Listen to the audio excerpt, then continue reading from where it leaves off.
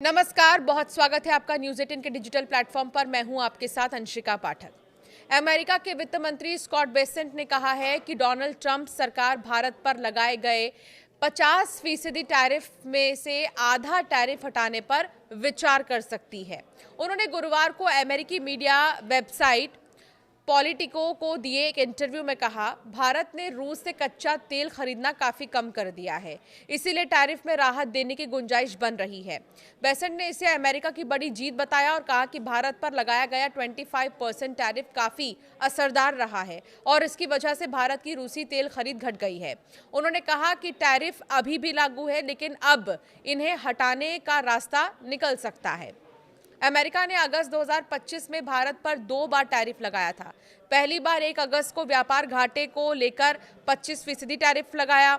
इसके बाद 27 अगस्त को रूस से तेल खरीदने की वजह से एक बार और 25% टैरिफ लगाया। बेसेंट ने यह भी कहा कि यूरोपीय देश भारत पर टैरिफ इसीलिए नहीं लगा रहे हैं क्योंकि वो भारत के साथ बड़ा व्यापार समझौता करना चाहते हैं। साथ ही उन्होंने यूरोप पर आरोप लगाया कि वो भारत से रिफाइंड तेल खरीदकर खुद ही रूस की मदद कर रहा है। बेसेंट रूसी तेल खरीदने पर लगने वाले 500% टैरिफ प्रस्ताव पर बोल रहे थे। इसमें अमेरिका उन देशों पर 500% तक टैरिफ लगा सकता है जो रूस का तेल खरीदते हैं। बेसेंट ने कहा है कि 500% टैक्स लगाने का प्रस्ताव सीनेटर ग्रहम ने सीनेट में रखा है। हालांकि राष्ट्रपति ट्रंप को इसकी जरूरत नहीं है। अमेरिकी राष्ट्रपति के पास पहले से ही एक कानून के तहत ये अधिकार है कि वो राष्ट्रीय आपात स्थिति का हवाला देकर दूसरे देशों पर भारी आर्थिक प्रतिबंध या टैक्स लगा सकते हैं। अमेरिका पुतिन पर दबाव बढ़ाने के लिए भारत समेत कई देशों से कह रहा है कि वो रूस से तेल खरीद बंद करे। भारत ने इस दबाव को गलत और अनुचित बताया और कहा कि उसकी एनर्जी पॉलिसी देश के हितों के हिसाब से तय होती है। पिछले ही हफ्ते दावोस में भी बेसेंट ने फॉक्स न्यूज से कहा था कि ट्रंप के 25% टैरिफ लगाने के बाद भारत ने तेल की खरीद काफी कम कर दी थी और अब लगभग बंद ही कर दी है। कुछ हालिया रिपोर्ट्स में कहा गया है कि भारत की कुछ निजी कंपनियों ने रूस से तेल इंपोर्ट कम किया है, लेकिन भारत सरकार का कहना है कि रूस से तेल की खरीद जारी है। दिसंबर 2025 में भारत रूस से तेल खरीदने में तीसरे नंबर पर आ गया है। तुर्की दूसरे सबसे बड़ा खरीदार बन गया।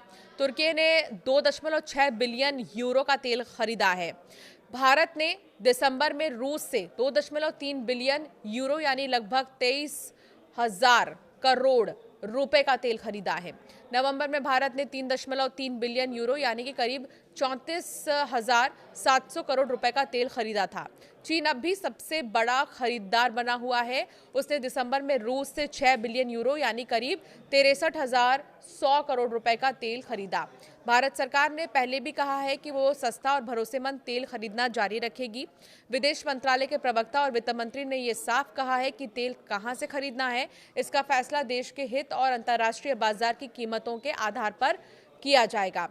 अमेरिका और भारत के बीच इस समय व्यापार समझौते को लेकर बातचीत चल रही है।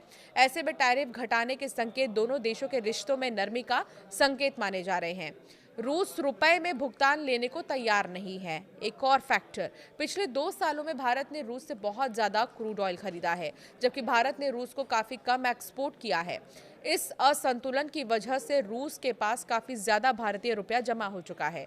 रूस इसे आसानी से डॉलर में एक्सचेंज नहीं कर सकता है और ना ही इसे बाकी देशों के साथ व्यापार में इस्तेमाल कर सकता है। इसकी वजह यह है कि रुपया इंटरनेशनल लेवल पर अभी ऐसी करेंसी नहीं है जिसे दुनिया के ज्यादातर देश आसानी से स्वीकार कर लें या जिसे ग्लोबल मार्केट में आसानी से एक्सचेंज कर सकें। ऐसे में रूस रुपए को कहीं इस्तेमाल नहीं कर पाता, लिहाजा वो इसमें पेमेंट लेने से बचता है। इसके अलावा रूस से सस्ता तेल खरीदने के बाद सबसे बड़ी परेशानी पेमेंट की आती है। अमेरिका और यूरोप ने रूस पर कई तरह के आर्थिक प्रतिबंध लगाए हैं। इस वजह से अंतर्राष्ट्रीय बैंक रूस से जुड़े लेन देन को लेकर बेहद सतर्क रहते हैं। भारत जब रूस को पेमेंट भेजता है तो कई बार ट्रांजैक्शन रुक जाते हैं या मंजूरी देने में बहुत समय लगता है। डॉलर में पेमेंट करने पर अमेरिकी दबाव और सैंक्शन का खतरा रहता है, इसीलिए कई बार किसी तीसरे देश के बैंक के जरिए पैसा भेजना पड़ता है, जिससे प्रोसेस और उलझ जाता है। इन सब का असर भारतीय तेल कंपनियों पर पड़ता है। तेल भले सस्ता हो, लेकिन पेमेंट रुकने से शिपमेंट भी देर से पहुंचता है। तो अब कुल मिलाकर अगर देखा जाए तो एक संकेत मिल रहे हैं कि अमेरिका की तरफ से जो टैरिफ भारत पर लगाया है वो कम किया जा सकता है 25% तक, लेकिन कब किया जाएगा इसका इंतजार अब भी जारी है। आपकी राय क्या है इस टॉपिक पर हमें ज़रूर कमेंट कर बताएं।